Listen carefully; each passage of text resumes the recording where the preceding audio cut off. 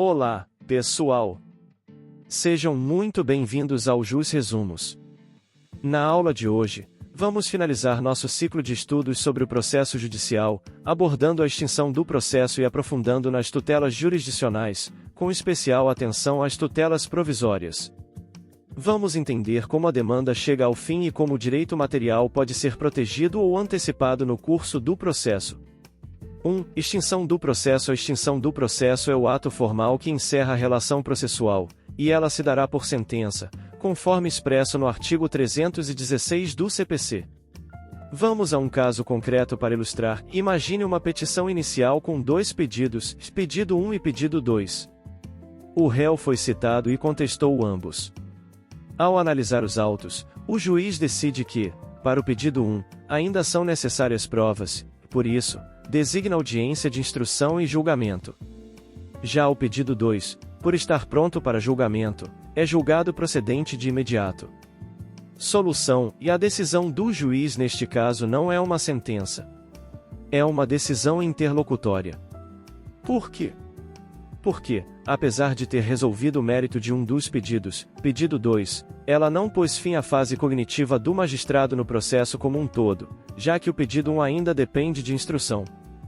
Para o CPC, a distinção é clara. Conceito de sentença, art. 203, 1 graus. Do CPC, sentença é o pronunciamento por meio do qual o juiz, com fundamento nos artigos 485, sem resolução de mérito, e 487, com resolução de mérito, põe fim à fase cognitiva do procedimento comum, bem como extingue a execução. Ou seja, a sentença é o ato que encerra a primeira fase do processo ou a execução.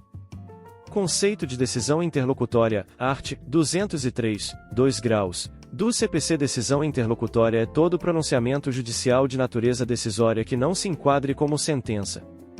Qualquer decisão que não ponha fim à fase de conhecimento ou à execução é interlocutória. Um princípio fundamental do nosso sistema é o princípio da primazia do mérito, refletido no artigo 317 do CPC, que antes de proferir decisão sem resolução de mérito, o juiz deverá conceder à parte oportunidade para, se possível, corrigir o vício. Isso significa que o juiz deve buscar sempre a correção de falhas para que o processo possa chegar a uma decisão sobre o mérito da causa. Extinção do processo sem resolução do mérito, art. 485 do CPC, o juiz não resolverá o mérito quando houver algum vício processual ou falta de condição da ação, impedindo o julgamento do pedido principal. As hipóteses incluem, indeferimento da petição inicial, como vimos na aula anterior, por inépcia, ilegitimidade, falta de interesse processual, etc. Segunda, processo parado por mais de 1 ano por negligência das partes. Terceira, abandono da causa pelo autor por mais de 30 dias, por não promover os atos e diligências que lhe cabem. Importante, nas hipóteses segunda e terceira, a parte será intimada pessoalmente para suprir a falta no prazo de 5 dias, 1 graus. Além disso, no caso de abandono, terceira, o autor será condenado ao pagamento de despesas e honorários, 2 graus, e se a contestação já tiver sido oferecida, a extinção por abandono depende de requerimento do réu, 6 graus. Quarta, ausência de pressupostos de constituição e de desenvolvimento válido e regular do processo, e falta de citação válida.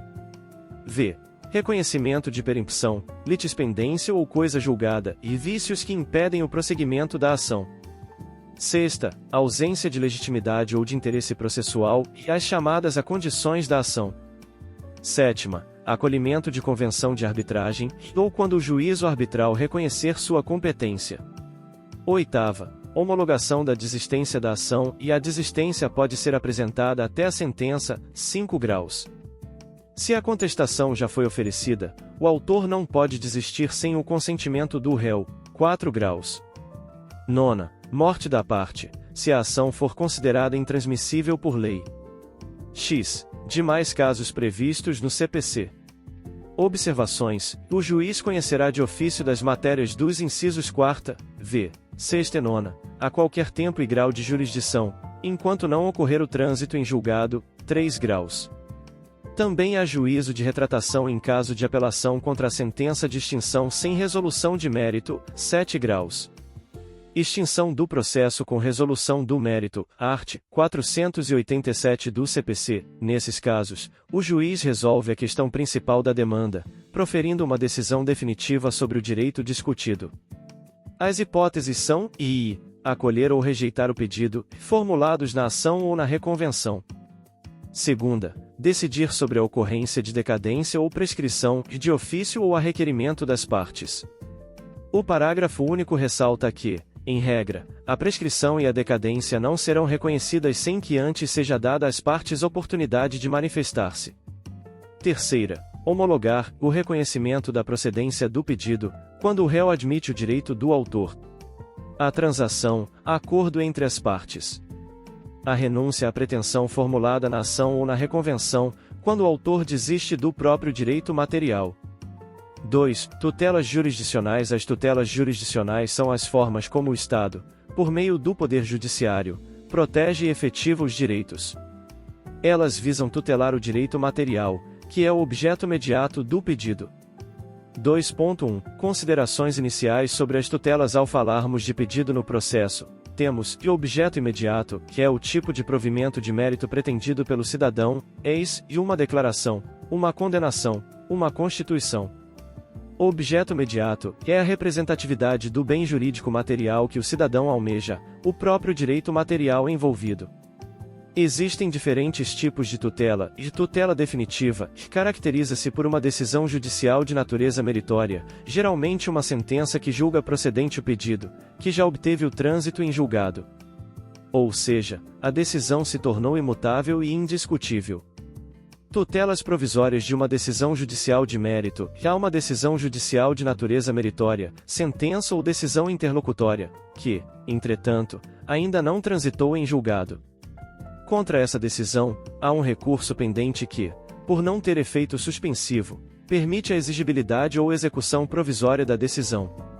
Eis, e o juiz condena o réu a pagar, mas o réu recorre. Se o recurso não tem efeito suspensivo, o autor pode começar a executar a condenação provisoriamente. Tutelas provisórias de uma decisão sem análise do mérito, e aqui, há uma decisão judicial em que o mérito ainda não é julgado.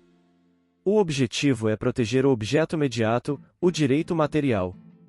Permite-se a prática de um ato de garantia, tutela cautelar ou um ato de efetivação de direito, tutela antecipada, sem que haja resolução do mérito final da causa. Um título executivo judicial é a publicação da sentença ou decisão interlocutória que reconheça uma obrigação. Para que a obrigação seja exigível, ela terá que ter o trânsito em julgado ou, se não houver trânsito, existir recurso sem efeito suspensivo, o que permite a execução provisória. 2.2 Tutelas provisórias. As tutelas provisórias estão previstas nos artigos 294 a 311 do CPC. Elas são divididas em tutela provisória cautelar, que tem como objetivo assegurar que os efeitos futuros da decisão definitiva possam ser efetivados. É uma garantia de futura efetivação da decisão de mérito. É sempre de natureza não satisfativa, ou seja, não entrega o próprio bem da vida ao autor de imediato, apenas o resguarda. Tutela provisória antecipada, ou de urgência satisfativa, busca entregar ao autor, desde logo, sua pretensão material. É uma antecipação dos efeitos materiais do pedido ou dos possíveis efeitos materiais da futura decisão de mérito. Tem natureza satisfativa, porque satisfaz provisoriamente o direito pretendido. 2.2.1 Classificação das tutelas provisórias. As tutelas provisórias podem ser classificadas quanto a e a diferença nos efeitos cautelar e mera garantia para futura efetivação. Antecipada e o ato satisfativo.